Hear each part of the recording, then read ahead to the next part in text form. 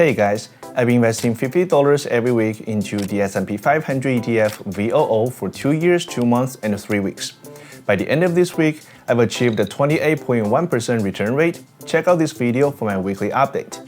The S&P 500 has been swinging up and down in the middle of the week, but it ended up closing 0.2% higher than last week.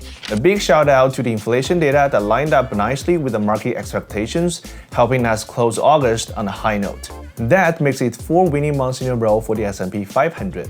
Let's see if that momentum can keep up as we're heading into rate cuts and election season. As for my weekly investment, I bought $50 of VOO around 10 a.m. on Tuesday. As of today, I'm holding 14.2 shares with a current value of $73.66. My profit is sitting at $16.16, which translates to that 28.1% return rate.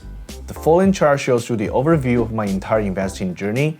This week's modest gain in the S&P 500 nudged my profit to a new record high, just a smidge above last week, but every little bit counts. It is this steady, incremental progress that makes this journey so rewarding. If you're enjoying these updates, why not join me? All it takes is $50 a week, a little bit consistency, and some patience. If I can do it, you can definitely do it better.